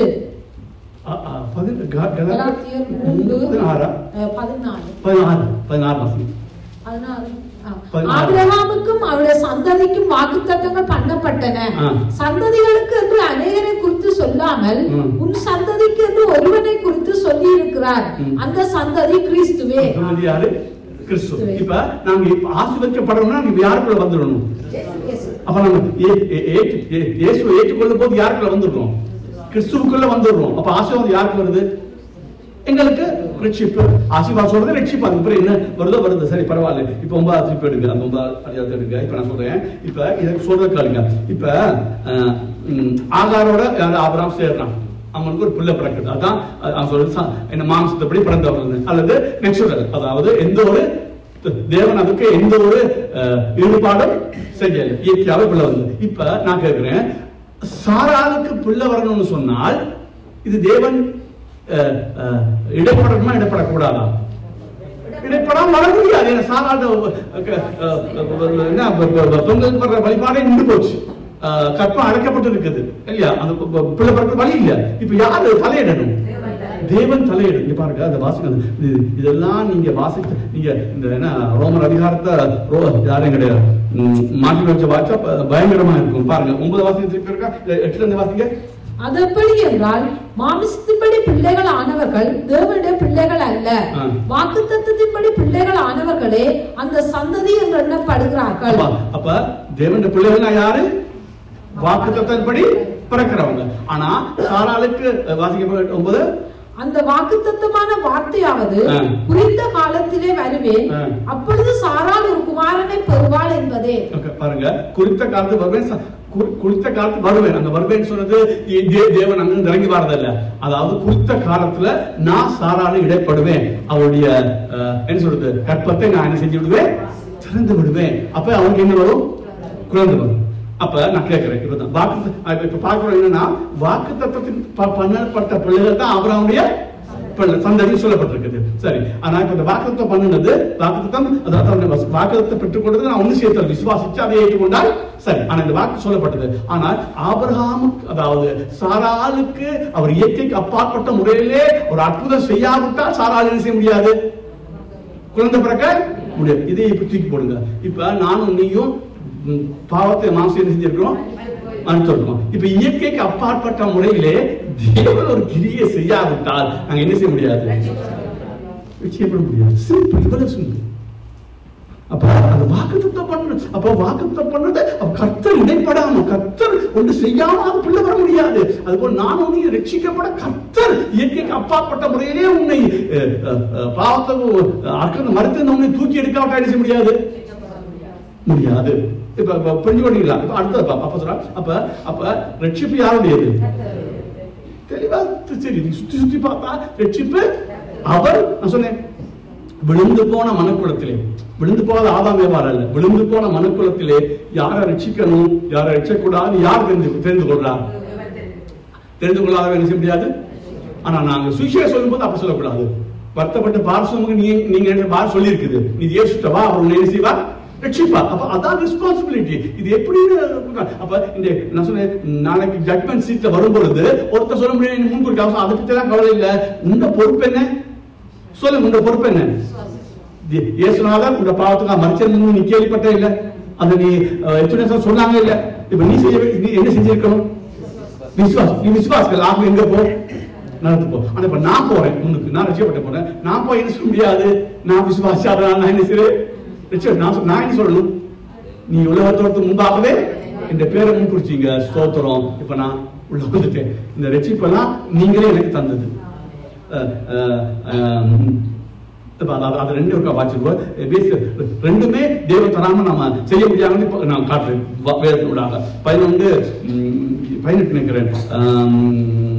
அப்போஸ்தலர் வாசிங்க 11:18 வாசிங்க. தெளிவா நான் காட்டுறேன். பைபிள்ல எந்த ஒரு சந்தேகம் இல்லை. நீங்க படிக்காதனால தான் சந்தேகம் வருதோ இல்லையா? பைபிள்ல எந்த ஒரு சந்தேகம் இல்லை. மனம் திரும்புதல் விசுவாசம் எல்லாமே தேவனுடைய ஈவு. மறுபடி பிறக்க வச்சால் அவர் அதை தருவார், தரமாட்டார். இவைகளை அவர்கள் கேட்டபொழுது அமர்ந்திருந்து அப்படியானால் ஜீவனுக்கு எதுவான மனம் திரும்புதலை தேவன் புறஜாதியாருக்கும் அருளி செய்தார் என்று சொல்லி தேவனை மகிமைப்படுத்தினார்கள். அப்ப மனம் திரும்புதல் யார் மனம் திரும்பினா? இந்த அப்போஸ்தலர்கள் கேள்விப்பட்டோம். ஆனா அது யாருக்கு கிரெடிட் கொடுக்கிறது? யார் மனம் திரும்ப வச்சான்னு சொல்லப்பட்டிருக்கிறது? தேவன். நாங்க தான் மனம் திரும்புறோம். ஆனா அதை யார் எங்களுக்கு தந்தா? தேவன் அருளி செய்தார். தேவன் அருளி செய்தார். நீ மனம் திரும்ப முடியாது. தேவன் முன்குறிக்காத நீ மனம் திரும்ப முடியாது. இப்ப எடுத்துக்கொள்ளுங்க எபேசியர் 2:8. விசுவாசமா இருக்கட்டும், மனம் திரும்ப இருக்கட்டும், தேவன் யாரை முன்குறித்தாரோ அவரைத்தான் அவங்க மனம் திரும்ப வைக்கிறார். அவங்க தான் அவரை விசுவாசிக்க. 2:8 கிருபையினாலே விசுவாசத்தை கொண்டு ரட்சிக்கப்பட்டீர்கள், இது உங்களால் உண்டானது அல்ல. கிருபையினாலே விசுவாசம் ரட்சிக்கப்பட்டீங்க, இது உங்களால் உண்டானது அல்ல. விசுவாசம் உங்களால் உண்டானது அல்ல. வாசிங்க. இது தேவனுடைய ஈவு. இது தேவனுடைய. அப்ப விசுவாசம் யாருடைய ஈவு? அப்ப ரட்சிப்பு யாருடையது? அப்ப மறுபடி பிறக்க முன்குறிக்கிறார், உலகத்தோட்டம் முன்குறிக்கிறார், மறுபடி பிறக்க வைக்கிறார். அப்ப பிறக்கும் போது விசுவாசத்தையும் மறுபடி பிறக்காம விசுவாசம் வராது. ரெண்டும் சேர்த்து அதுல வருது. ஓகே, சரி, பார்ப்போம். அந்த இதை எடுத்துக்கொள்ளுங்க. 48 அப்போ சொல்ல அதோட வாசனம் அப்போஸ்தலர் 13:48. புறஜாதியார் அதை கேட்டு சந்தோஷப்பட்டு கர்த்தருடைய வசனத்தை மகிமைப்படுத்தினார்கள். நித்திய ஜீவனுக்கு நியமிக்கப்பட்டவர்கள் இவர்களோ அவர்கள் விசுவாசித்தார்கள். நித்திய ஜீவனுக்கு நியமிக்கப்பட்டவர்கள் அவங்க தான் என்ன செஞ்சாங்க? அப்ப நித்திய ஜீவனுக்கு நியமிக்கப்படாதவன் இதுக்கு மேல என்னன்னு பிரசவம் பண்றது என்னன்னு எனக்கு விளங்கல. இந்த திருச்சபையில எப்படி பிரசவம் பண்றாங்க? இவ்வளவு இதை வாசிச்சுட்டு நானே ஜட்சிப்ப எங்களுடைய இது மாதிரி எப்படி பிரசவம் பண்ண எனக்கு தெரியல. சரி, இப்ப அங்க தொடர்ந்து போவோம். ஓகே, அப்ப ரட்சிப்பு யாருடையது? அப்ப அந்த வாக்குத்தத்தம் பண்ண சந்ததி தான் என்ன வாக்குத்தத்தம் பண்ண சந்ததி. அதுதான் உண்மையான சந்ததி என்னப்படுது. மாம்சத்தில் பிறந்த சந்ததி அது உண்மையான சந்ததின்னு எண்ணப்பட இல்லை. அப்ப மாம்சத்தில் படி வாக்குத்தத்தம் பிறந்த சொன்னா அவர் வாக்குத்தம் பண்ணா சாதாரண ஒரு பிள்ளை பிறக்கணும். ஆனா அவங்க பிள்ளை பிறந்த என்ன இல்லை, வழி இல்லை. அப்ப தேவனே இடைப்பட்டு அந்த பிள்ளையை என்ன செய்யறா? பிறக்க செய்யறான். அப்ப அந்த சந்தையில வர்றவங்க தான். அப்ப தேவன் இடைப்பட்டு எங்களோடு எங்களை மறுபடி பிறக்க வைத்தாலும் எங்களுக்கு என்ன செய்ய முடியாது? ரட்சிக்கப்பட முடியாது. அது மாத்திரமல்ல, பாருங்க இப்ப அப்ப நம்ம என்ன சொல்றது, இப்ப யூதர்கள் இப்படி ஒரு இப்ப இந்த வார்த்தை கொண்டு வரும்போது யூதர் தரங்களா மாத்திடுவாங்க. இப்ப நான் சொன்னது போல ஆபிரகாமுக்கு ஒரு பிள்ளை, ஆகாருக்கு ஒரு பிள்ளை, இப்ப சாராளுக்கு ஒரு பிள்ளை. அப்ப இப்ப அவங்க என்ன சொல்ல முடியும்? அது ஆகாருடைய பிள்ளை, இது யாருடைய பிள்ளை? இந்த ஒரு தகப்பனா இருந்தாலும் ரெண்டு தாய்மார். ஆகவே இது வித்தியாசம் இருக்கு சொல்ல முடியும். அதுக்கு தான் அவர் அடுத்த கொண்டு வர்றார். வாசிங்க 10. இதுவும் அல்லாமல் நம்முடைய பிதாவாகிய ஈசாக்கு என்னும் ஒருவனாலே ரெபேக்காள் கர்ப்பவதியான போது இப்ப எத்தனை பேர் தாய்? ஒரே தாய். முந்தி 2 பேர். அப்ப அவங்க அப்படி சொல்ல முடியும். ஆகார பிள்ளை, அதனால தான் ஆண்டவர் ஏற்றுக்கொள்ளல. இது ஈசாக்கிற பிள்ளை, சாராள பிள்ளை, ஆகவே ஏற்றுக்கொண்டார். ஆனா இப்ப அது சொல்ல முடியாது. ஒரே தாய். 11. பிள்ளைகள் இன்னும் புறவாமலும் நல்வினை தீவினை ஒன்று செய்யாமலும் இருக்கையில் தேவனுடைய தெரிந்து கொள்ளுதல் படி இருக்கிற அவருடைய தீர்மானம் கிரியையினாலே நிலைநிற்காமல் அழைக்கிறவராலே நிலைநிற்கும் படிக்கு மூத்தவன் இளையவனுக்கு ஊழியம் செய்வான் என்று அவளுடனே சொல்லப்பட்டது. அப்படியே யாக்கோபை சிநேகித்து ஏசாவை வெறுத்தேன் என்றும் எழுதி இருக்கிறது. தெளிவாகிறார். என்ன? பிள்ளைகள் இன்னும் பிறவாமல் நல்நிலை தீவினை ஒன்றும் பிறக்கவே இல்லை. நல்வினை ஒன்றும் தீவினை ஒன்றும் செய்ய இல்லை. தேவனை தெரிந்து கொள்வதன்படி அவருடைய தீர்மானம் கிரியையினாலே நிலைக்காமல் அழைக்கிறவராலே அழைக்கிறவனா தேவன் தான் சொன்னேன் தான் சித்தத்தின் ஆசை தக்கதா எல்லாவற்றையும் செய்வார். அப்ப மொத்தம் இளையவனுக்கு ஊழியம் செய்வான் என்று அவன் சொல்லப்பட்டது. அப்படியே யாக்கோபை சிநேகித்து ஏசாவை வெறுத்தேன் என்றும் அவன் சொன்னேன். அது வெறுக்கிறது என்பது இதல்ல, இது வெறுக்கிறது அல்ல. யாக்கோபை ஏசாவை விட நான் அதிகமாய் நேசித்தேன். ஏன்னு சொன்னா ஏசாவை நான் தெரிஞ்சு கொள்ளல, யாக்கோபை நான் தெரிஞ்சு கொண்டேன். அப்ப இப்படி சொன்னோன்னா பொதுவா சொன்ன உடனே நமக்கு என்ன வருது? தேவன் அநீதி செய்கிறவர். நான் அதை சொன்னேன். விழுந்து அவன் சோவரன்ட்டு நான் சொன்னேன். உங்களுக்கு இப்ப விளங்காது. எனக்கு முந்திய விட இப்ப சோவரன்னா ரொம்ப விருப்பம். முந்தி ஆரம்ப காலத்து இந்த 9வது அதிகாரம் தான் எனக்கு பகை. நான் ரட்சிக்கப்படாம போகணும்னு நினைச்சு இந்த 9வது அதிகாரம் தான் எனக்கு. பிறகு வாசிக்க அப்ப சோவரன் அவர் தான் சித்தத்தை படுத்த எல்லாம் செய்யறார். அவ என்னுடைய ரட்சிப்புல எந்த ஒரு பயன்படுத்தவில்லை. சரி, இப்ப கவனிங்க. அப்ப அப்புறம் அநீதி மாதிரி நமக்கு சொல்லி நான் சொன்னானே பாருங்க. நான் சொல்லி திரும்ப சொல்றேன். அதான் முந்தி சொல்லிக்க விழுந்து போன ஒரு மனுக்குலம். இப்ப எல்லாரும் எங்க போகணும்? நரகத்துக்கு. அந்த நரகத்துக்கு போக வேண்டிய அந்த மனுக்குலத்திலே ஒரு சிலரை தேவன் என்ன செஞ்சு கொண்டார்? ரட்சிப்பு கண்டு உலகத்துக்கு முன்பாக விழுந்தவர்கள் உலகத்துக்கு முன்பாக தெரிந்து கொண்டார். ஓகே, அது உலகத்துக்கு முன்பாக என்ன செஞ்சு கொண்டார்? தெரிந்து கொண்டார். இப்ப அப்படி அநீதி இருக்குதா? இல்ல.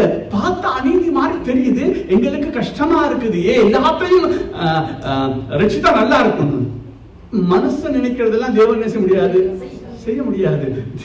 தேவன் எங்களை விட பெரியவர், ஞானம் உள்ளவர், சர்வ வல்லவர், ஆதியும் அந்தமும் அறிந்தவர், ஒரே செக்கல் இந்த உலகத்தில் எல்லாம் நடக்கும். அப்ப அவர் அன்புள்ளவர், அவர் கிருபை உள்ளவர். ஆகவே அவர் ஏதோ ஒன்று பரலோகம் போகும்போது இன்னைக்கு அநேக பரிசுத்தவாங்க இங்கேயே அதுல புரிந்து கொண்டாங்க. நாங்க உள்ள வளர அதை என்ன செய்ய புரிஞ்சோம். இப்ப அநீதி இருக்கிறாங்க பார்த்தா இது யூதர்களுக்கு எழுதுறபடியா தான் பழைய பாட்டியே கோட் பண்ணி கொண்டு வர பாருங்க. திருப்பி பழைய பாட்டு கோட் பண்ண போறார். வாசிங்க. அப்படியே யாக்கோபை சிநேகித்து ஏசாவை வெறுத்தேன் என்றும் எழுதியிருக்கிறது. ஆகையால் நாம் என்ன சொல்லுவோம்? தேவனிடத்தில் அநீதி உண்டென்று சொல்லலாமா? சொல்லக்கூடாதே. அவர் மோசேயை நோக்கி, எவன் மேல் இரக்கமாயிருக்க சித்தமா இருப்பேனோ அவன் மேல் இரக்கமா இருப்பேன், எவன் மேல் உருக்கமா இருக்க சித்தமா இருப்பேனோ அவன் மேல் உருக்கமா இருப்பேன் என்றார். ஆகையால் விரும்புகிறவனாலும் அல்ல ஓடுகிறவனாலும் அல்ல இறங்குகிற தேவனாலே ஆம். திருப்பி தெரிய சொல்றாரு. அதாவது நீ விரும்பினாலும் சரி ஓடுனாலும் சரி நீ செய்ய முடியாது. ரட்சிக்கப்பட இறங்குற தேவனால் ஆகும்னா அது என்ன சொல்ல இருக்குது? ரட்சிப்பு தான். அப்ப நீ ஓடுறதாலேயோ நீ விரும்புறதாலேயோ செய்ய முடியாது. நல்ல கவனிங்க, இதுல நீங்க உங்களுடைய ரெஸ்பான்சிபிலிட்டி கொண்டக்கூடாது. இது என்னத்துக்கு தெரிஞ்சிருக்கு? இப்ப அதைத்தான் பார்க்கணும். இப்ப நாங்க அப்ப ஒண்ணு சும்மா அப்படி சொல்லல. இந்த அதாவது ரட்சிப்பு அவர் முன்குறிக்காவிட்டால் நீ ஓடியும் பிரயோஜனம் இல்லை, நின்றும் பிரயோஜனம் இல்லை, தலகா குதிச்சும் அதான் சொல்றது. அந்த கண்டெக்ஸ்டுக்குள்ள நீங்க படிக்க பழகலன்னா நீங்க பைபிள் படிக்க முடியாது. நீ எந்த பைபிள் ஸ்கூல் போய் படிச்சு வந்தோ கண்டெக்ஸ்டுக்குள்ள உனக்கு படிக்க தெரியாது. இது மிக மிக முக்கியம். மற்ற எல்லாம் முக்கியம், கிராமர் முக்கியம், அந்த சரித்திரம் முக்கியம். இந்த கண்டெக்ஸ்டுக்குள்ள என்ன இதுல போய் நீ உன்னுடைய என்ன சொல்றது ரெஸ்பான்சிபிலிட்டி இதுக்கு போட்டா நீ தலைகளா படிக்க இப்படி வச்சுதான் படிக்கும் பைபிள். அப்ப இங்க என்ன சொல்ல வருது? தேவன் ஒருவன் நியமிக்காவிட்டால் நீ இறங்கு விரும்பினாலும் சரி நீ ஓடுனாலும் சரி உன்னால என்ன செய்ய முடியாது. இறங்குகிற தேவனாலே தான் இது நடக்கும். அவர் பல இடங்களில் பார்க்க முடியாது. அவருடைய கிருபை, அவருடைய கிருபையின் ஐஸ்வர்யம், அவருடைய அன்பு, அவருடைய அப்படி வரும். ஏன்னா அதனால தான் அவர் என்ன செய்யறாங்களே ரட்சிக்கிறார். அவர் உலகத்தோடு முன்பாக வாசிங்க பாருங்க. மேலும் என்னுடைய வல்லமையை உன்னிடத்தில் காண்பிக்கும்படியாகவும் என்னுடைய நாமம் பூமியிலிருந்து பிரஸ்தாபம் ஆகும்படியாகவும் உன்னை நிலைநிறுத்தினேன் என்று பார்வோனுடனே சொன்னதாக வேதத்தில் சொல்லி இருக்கிறது. ஆதலால் எவன் மேல் இரக்கமாயிருக்க சித்தமா இருக்கிறாரோ அவன் மேல் இரக்கமாய் இருக்கிறார், எவனை கடினப்படுத்த சித்தமா இருக்கிறாரோ அவனை கடினப்படுத்துகிறார். அப்ப பாருங்க, மோசேயை அவர் தெரிந்து கொண்டார், பார்வோன் அவர் என்ன செய்ய தெரிஞ்சு கொள்ள இல்ல. அதான் இங்க சொல்றது, யார் மேல் இரக்கமா இருக்க சித்தமா இருக்கும் அவன் மேல் நான் என்ன செய்வேன், இரக்கமா இருப்பேன். யாரை கடினப்படுத்த நான் சொல்றேன் ஏற்கனவே உங்களுக்கு சொல்லிட்டேன். அதான் இன்னைக்கு கடினப்படுத்தினா என்ன, அவனுடைய காரியத்தை உதாரணத்துக்கு நான் சொன்னேன், என்னைய ஆண்டு ஒன்னும் செய்யாட்டி பரவாயில்ல, நான் எங்க போயிடுவேன், பாவம் செய்வோம், நிச்சயமா பாவம் நான் செய்வேன். ஆனால் தேவன் என்னோட இடைப்பட்டு அந்த பாவத்தில் இருந்து என்னை என்ன செய்ய முடியும், விடுவிக்க முடியும். அது பரவ. அப்ப அங்க இரக்கம் காட்டுறேன்னு சொன்னா என்ன, அவர் என்ன சொல்றது, ரட்சிக்கப்படாதவனை அவர் இரக்கம் பாராட்டி அவனுக்கு மறுபடி பிறக்க வச்சு அவன் என்ன செய்யறது, ரட்சிப்புக்குள்ள நடத்துறது. பார்வோனுக்கு அவர் எந்த தீங்கும் என்ன செய்யல. ஆனா என்ன செய்யல, ஒண்ணுமே செய்யல, தலையிட இல்லை.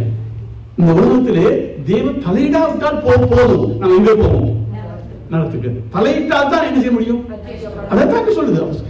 நீ புரிஞ்சுக்கணும், கஷ்டம் எனக்கு தெரியும், கஷ்டம்னு படிக்கணும். நீங்க படிக்க மாட்டீங்க, நான் என்ன செய்யறது, நான் இவ்வளவு சொல்லியும் உங்களுக்கு விளங்காதேன்னா நீங்க படிக்காம ஜெபம் பண்ணாம இது விளங்க முடியாது. இப்ப எனக்கு அது தெரிய விளங்குது, எனக்கு இதுல பெரிய பிரச்சனை ஒன்றுமே கிடையாது. ஆகவே அப்ப அவர் அப்ப ரெண்டு இதை எடுக்கிறார், ஒன்று இறங்குறது, ஒன்று கடினப்படுத்தலாம். என்ன கைவிட்டார், அவ்வளவுதான்.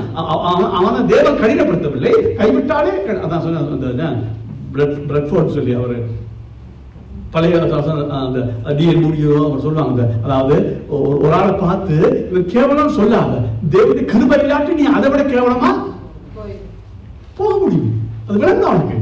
இப்ப எனக்கு நாங்க ஏன் இப்படி நல்லா இருக்கிறோம், ஓரளவு பரவாயில்ல இருக்கும், தீர்மானம் இறக்க வச்சார், எங்களை பாவத்தை விடுவிக்கிறார், பாவம் சொல்லி கண்டித்து உணர்த்துகிறார். அவருடைய கிருபை. இந்த கிருபை இல்லாட்டி நான் இன்னைக்கு இந்த உலகத்தான் இருக்கிறேன். நான் சொன்னேன், நான் கற்பழிக்காத கண்ணில் கற்பழிக்காத பெண்கள் இல்லை. எப்படி இன்னைக்கு நான் இருந்தா நான் ஜெயிலிங்க போயிருப்பேன். அப்படி கண்ணில் கற்பழிச்சு ஒரு நாளைக்கு கற்பழிச்சுட்டே போயிருப்பேன். எப்படி தூக்கி எடுத்தார், ஒன்றும் இல்லை. அவர் பையன் இப்ப நான் நரத்து போறோம், நாங்க ஜெயிலுக்கு போறோம், அவன் ஒன்றும் செய்ய சும்மா ஒருத்தான் நான் இப்ப ஜெயிலுக்கு தான் இருப்பேன். அவர் தலையிட்டு என்னை தெரிந்து கொள்ளப்படினாலே அது ரெண்டு மொல்ல விடுவித்து இன்னைக்கு மற்றவர்களுக்கு உதாரணமா எங்களை வைத்திருக்கிறார். இப்படி பிரசங்கம் பண்ணாக்கா தேவன் நாம மையப்படாது. சும்மா உன்னை பாட்டு எடுக்க பார்க்கணும், தேவன் நாம மையப்படுத்தா. இல்லாட்டி எங்களுக்கு சுகம் வருது, எங்களுக்கு பலம் வருதுன்னு பாடுகிட்டு இருக்கோமா? நீங்க எந்த பிரசங்கம் பண்ணாலும் தேவன் அதுக்குள்ள வரணும். பிதா சுதன் பரிசுத்த ஆவியானவர் உள்ள கொண்டு வர முடியும். இயேசுவ ரத்தத்தை கொண்டு வரணும். அவருடைய கிருபை நாம் ரட்சிக்கப்பட்டிருக்கிறோம். அப்ப தேவனுக்கு மகிமை உண்டாகட்டும். இது நாங்க எங்களையே பயப்படுத்துறதுக்காக நாங்க சபை நடத்தி கொண்டிருக்கிறோம். தொடர்ந்து வாசிங்க. அப்ப இப்ப வருங்களா, அப்ப யாருமே நெருக்கமா இருக்கிறா அவருக்கு இருக்கு. ஆனா அவர் தீங்கு செய்யல, ஒரு தீங்கு செய்யல. விழுந்து போன மனக்குளத்துக்கு அவர் கொஞ்சம் பேர்த்த எடுத்துட்டு அதுக்காக நம்ம சந்தோஷப்படுவோம். மற்றவங்க எடுக்கல, தெரியாது, அது தலையை போட வேணாம். அது கத்தர் பரவாயில்ல தெரியும். அதுல நாம தலையை போட்டியே அவங்களே கூப்பிடல, தேவையில்லை. உன்னை கூப்பிட்டதுக்கு பேசாம வாய்ப்பு உன்னை கூப்பிட்டா தானே சோத்திரம் சொல்லிட்டு அவ்வளவு. அப்ப அது சோவரன்டி ஆஃப் காட். அது எனக்கு அது அதோட வாட்சி காரணம் கொண்டு வந்திருக்காங்க. ஏடபிள்யூ தோசா சொல்றாரு, இந்த ஐடென்டிட்டி அண்ட் ஆக்டிவிஸ்ட் கார்டில் ஏடபிள்யூ தோசாட்டி ஒரு மேற்கோளை காட்டுறாங்க. எனக்கு அது புல்ஸ் என்ன அது புல் அடிச்சு சொல்லுவாங்க. அப்படி அதாவது இன்னைக்கு மனுஷனுடைய நிலைமை என்னன்னா, தேவனை கேள்வி கேட்கிற அளவுக்கும் தேவன் இவனை வந்துட்டு தான் எல்லாம் செயல்படணுங்கிறதுக்கு கட்டளை கொடுக்குற அளவுக்கு மனுஷன் இப்ப வந்துட்டான். அந்த பயங்கரமா இருக்கு. வாயை பொத்தி கொண்டு வாயை பொத்தி கொண்டு கதைக்காத அவர்கிட்ட சொல்றதுக்கு என்னென்ன நான் சொல்றேன். உங்களுக்கு இன்னும் விளங்கல. சிருஷ்டினா யாரு, சிருஷ்டிகர்னா யாரு, சிருஷ்டிகர்னா யாரு, சிருஷ்டி யாரு, இது இந்த வித்தியாசம் தெரியாதனால்தான் தேவனுக்கு எதிராக நாம இவ்வளவு என்ன சொல்றது தலை உயர்த்தி பேசணும். அவர் சிருஷ்டியப்பா, சிருஷ்டிகர், அவர் சிருஷ்டிகர். நீ சிருஷ்டி, உனக்கு அவனுக்கு எங்க தொடரணும் சொல்லி ஒரு தொடர்பு கிடையாது. அவனுக்கு வாயப்பை தொடர்ந்து அவனுக்கு தொடர்பு. அழகா எழுதுறேன். அந்த அளவுக்கு இந்த மனுஷன் கதைக்கிற கதையப்பா தேவனுக்கு சொல்ற அளவுக்கு மனுஷன் கதைக்கிறான். அவர் சிருஷ்டியப்பா, உனக்கு அவனுக்கு ஒரு தொடர்பு இல்லை. அவர் வேற கைண்ட், நீ வேற, நீ சிருஷ்டியப்பா. பின்னால் வருது பாருங்க, பின்னால் வருது பாருங்க. எனக்கு விளங்கல, எனக்கு சபை இன்னும் போகுது. 19 வாசிங்க. இப்படியானால் அவர் இன்னும் ஏன் குற்றம் பிடிக்கிறார்? அவர் சித்தத்துக்கு எதிர்த்து நிற்பவன் யார் என்று என்னுடனே சொல்லுவாய். இதைத்தான் ஏடிஎப் சொல்றாரு. இப்படித்தான் மனுஷன் நினைக்கிறான். அவனுக்கு கேள்வி கொண்டிருக்கிறான். அவர் சொல்றது கேட்டுட்டு வாய்ப்பட்டு கொண்டிருக்கான். அது உண்மை சொல்லி வாசிங்க. அப்படியானால் மனுஷனே கேட்கிறார், தேவனோடு எதிர்த்து தர்க்கிக்கிற நீ யார்? உருவாக்கப்பட்ட வஸ்து உருவாக்கினவனை நோக்கி நீ என்னை ஏன் இப்படி உண்டாக்கினாய் என்று சொல்லலாமா? விதியிட்ட ஒரே களிமண்ணினாலே குயவன் ஒரு பாத்திரத்தை கனமான காரியத்துக்கும் ஒரு பாத்திரத்தை கனவீனமான காரியத்துக்கும் பண்ணுறதுக்கு மண்ணின் மேல் அவனுக்கு அதிகாரம் இல்லையோ? என்ன கேட்கிறான்னா, sovereignty of God. தேவனுக்கு அதிகாரம் இல்லையா தான் நினைச்ச செய்யறதுக்கு? சிருஷ்டிகருக்கு சிருஷ்டிப்பின் மேல் அதிகாரம் கிடையாதா?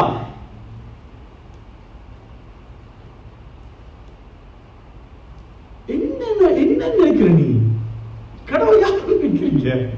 நான் சொன்னேன் இப்ப இன்னொரு புத்தகம் ஆகியிருக்கேன், இந்த அட்ரிபியூட்ஸ் ஆஃப் காட். கடவுள் யாருன்னு தெரியாதான் இவ்வளவு பிரச்சனைக்கு இவ்வளவு தலையை தூக்கி நம்ம கேட்கிறோம். பாருங்க, என்ன நீர் இறக்கமுள்ளவராய் உண்மைப்படி அவர் சிருஷ்டிகர்னு உனக்கு தெரிஞ்சா நீ அவர் சிருஷ்டிகர், நீ சிருஷ்டி தெரிஞ்சா நீ பயப்பட. களிமண் குயவனை பார்த்து காய்க்க முடியுமா? அப்படி செஞ்சு எப்படி விழுந்து போன மனுக்குளம் தேவனை பார்த்து காய்க்க முடியுமா? என்ன யார்கிட்ட மாட்டேன்னு சொல்வாரு எப்பயுமே, எப்ப இப்படி இந்த மாதிரி விஷயங்களை கதைக்கும் போது நீ பரிசுத்த சப்தம் இருக்கிறங்கிற என்ன இருக்கணும் உனக்கு? தேவன் பத்தி காய்க்கும் போது தெரியாத காய்க்கும் போது பரிசுத்த சப்தம் இருக்கிற ரொம்ப கவனமா இரு. யாரு மோசடி போல செருப்பு காட்டி போகுது. இப்ப எனக்கு விளங்க, அது தேவன் வரும்போது விளங்கு. தேவன் வரும்போது விழுங்கப்பட்டு போகும். இப்படி காய்க்கிறவங்க விழுங்கப்பட்டு போகும். யாரோட கதைக்கிறேன்னு நினைக்கிறேன் நீ? யார் கடவுள் நினைக்கிறேன் நீ? தமிழ் இல்ல பாப்பா, இல்ல பாப்பா சொல்லு பாத்தீங்க. தேவன் தமது கோபத்தை காண்பிக்கவும் தமது வல்லமையை தெரிவிக்கவும் தாம் மகிமைக்காக எத்தனமாக்கின கிருபா பாத்திரங்கள் மேல் தம்முடைய மகிமையின் ஐஸ்வர்யத்தை தெரியப்படுத்தவும் சித்தமாய் அழிவுக்கு எத்தனமாக்கப்பட்ட கோபாக்கினை பாத்திரங்கள் மேல் மிகவும் நீடிய சாந்தத்தோடு பொறுமையாய் இருந்தாரானால் உனக்கு என்ன? இதை கொஞ்சம் நீங்க அந்த இங்கிலீஷ்ல கிரீக்ல கொஞ்சம் பார்க்கணும். கிரீக்ல பார்க்கலாம். கிரீக்ல சொன்னது இதுல ரெண்டு பாத்திரம் சொல்றது. ஆனா கிரீக்ல அது சொல்லி இதுதான் கிராமர், இதுதான் கிராமர் புக். எனக்கு கிராமர் தேவையில்ல. கிரீக்ல சொல்றது இங்கிலீஷ்ல அவங்களே மாற்றி சொல்றாங்க. இல்ல அது தேவன் மட்டும் சொல்றாரு. ஓகே, தேவன் தலையிட்டு விழுந்து போன பாத்திரத்துல உண்ட மகிமைக்கு தெரிந்து கொள்றார். அடுத்தது அந்த கிராமரின் படி அவர் இதாக்கல் இது அழிவுக்கு எத்தனமாக்கல அவங்களே என்ன செஞ்சு கொண்டாங்க. இது சரியா விளங்குது இல்ல, நீங்க கிரீக்ல விளங்குனா அந்த கிராமர்ல தெரியும். அது இது அதாவது விழுந்து போன மனுக்குலத்திலே நாங்க ரட்சிக்கப்படணும்னா இப்படி கேட்கவா, சாராளுக்கு பிள்ளை வரணும்னா என்ன செய்யணும்? விழுந்து போன மனுக்குலம் ரட்சிக்கப்படணும்னா யாரு இன்டர்வியூ பண்ணணும்? தேவன். ஆனால் இந்த மகிமைக்கு அழிவுக்கு எத்தனை ஆக்கப்பட்ட அதே பாருங்க, அந்த பாத்திரத்தின் மேல நீடிய பொறுமையாய் நீங்க ரெண்டு எடுக்காங்க. ரெண்டு பல இடத்துல பார்க்கலாம், ரெண்டு ரோமர் 2ல பார்க்கலாம், 2 பேதுரு 3ல பார்க்கலாம். அவர் விழுந்து போன இதுதான் சொல்றேன், இது நம்முடைய பொறுப்பு. அப்ப அவர் விழுந்து போன பாத்திரத்தின் மேல நீடிய நாட்களாக அவர் என்ன பார்க்கிறாரு? பொறுமையா இருக்க. அப்ப ரெஸ்பான்சிபிலிட்டி இருக்குது. கணக்கான உனக்கு இப்ப என்ன சொல்லி உதாரணத்துக்கு இங்க நீங்க ரட்சிக்கப்பட்டவர் பரிச்சப்படாம இருப்பீங்க. திரும்ப திரும்ப நாம் சொல்லிக் கொண்டிருக்கோம் ரட்சிக்கப்பட்ட. அப்ப நீ அதை கேட்டு ரட்சிக்கப்படாம விட்டுட்டு போய் கர்த்தரை பார்த்து சொல்ல முடியுமா நீங்க முன்குறிக்கலன்னு? ஆனா சொல்றது இத்தனை உனக்கு நீடிய பொறுமையா இத்தனை தடவை பாஸ்டர் மூலமா சத்தம் போட வச்சேன்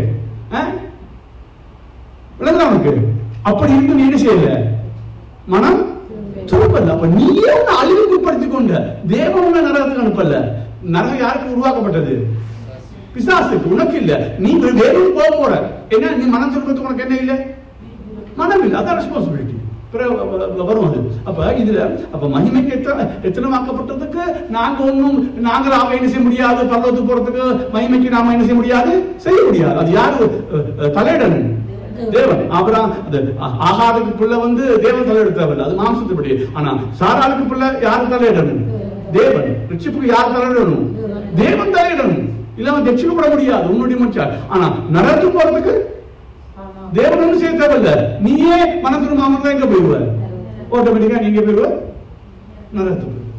நான் சொல்றது இவ்வளவு தான் பொருள் படிச்சேன். அது இப்ப சுருக்கமா சொல்லியிருக்கிறேன், தெளிவா சொல்லியிருக்கேன் நான் நினைக்கிறேன். நான் ஏற்றி சொன்னேன்னு தெரியும், ரொம்ப கடினமான காரியம் எனக்கு தெரியும். அதனால திரும்ப சொல்றேன், இன்றைக்கு நீங்க திருப்பி போய் கேட்டு பாருங்க. இந்த வேணா போட்டு விடுவாங்க, அதுல கேட்டு பாருங்க. தெளிவா சொல்லியிருக்கேன், அந்த கிருபையால தெளிவா சொல்லியிருக்கேன். இதுல ஏதாவது என்ன சொல்றது குழப்பங்கள் இருந்தா என்ன சொல்றது நீங்க புத்தகங்களை வாட்சி அதை தெளிவுபடுத்திக்கணும். சரி, நம்ம ஜாப் பண்ணுவோம். கவனிங்க, தேவன் ஏக சக்கராதிபதி, சோவரண்டி. அந்த சோவரண்டி அவர் இல்லாம எங்களை தெரிஞ்சிருக்க நம்ம எல்லாரும் இங்க போயிருக்கோம் நடத்துக்கு. சோத்தோட அவர் சோவரண்டி கொஞ்சம் பேர் என்ன செஞ்சிச்சு? தேர்ந்தெடுத்தா.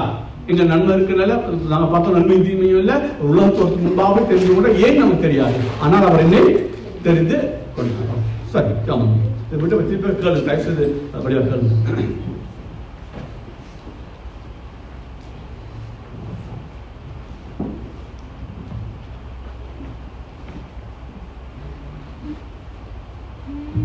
பரிசுத்த பிதாவே உம்மை துதிக்கிறோம். ஆண்டவரே, இந்த எபிரேய சொல்லப்பட்டபடி நாங்கள் பாலையே உண்டு கொண்டு இல்லாதபடிக்கு நல்ல ரட்சியை சாப்பிடத்தக்கதான ஒரு கிருபைக்குள் எங்களை கொண்டு வாங்க. அதுக்கு மிக முக்கியம் நம்ம ஜெப வாழ்வு சரியா இருக்கணும், வேத வாசிப்பு சரியா இருக்கணும், புத்தகங்களை வாசிக்கிறது சரியா இருக்கணும், சத்தியத்தை தேட வேண்டும் என்ற ஒரு எண்ணம் இருக்கணும். அப்பதான் அந்த ரட்சி மாதிரி இருக்கிற நல்ல சத்தியங்களை எங்களுக்கு கற்றுத்தரவே. ஆண்டவரே, அதற்காய் நான் சபைக்காய் எனக்காய் நான் ஜெபம் பண்ணுகிறேன். நான் எவ்வளவு வளரணும் அது எனக்கு தெரியும். இந்த ஜனங்களும் எவ்வளவோ வளரணும். இந்த பைபிள் படிக்கிற நுணுக்கம் புரியும். ஆண்டவரே, ஒரு வசனத்தை கூட ஏற்பாடு புதிய பக்கம் இல்ல ஒண்ணும் இல்லாத வசனம் போல் இருந்தாலும் எவ்வளவு அர்த்தம் இருக்கிறது. இந்த சாரால் ஆபிரகாம் ஆண்டவரே ஆகார பற்றி ஏதோ நான் கதை நினைச்சேன். அது கதை அல்ல, என்னத்துக்கு எழுதப்பட்டிருக்கிறது?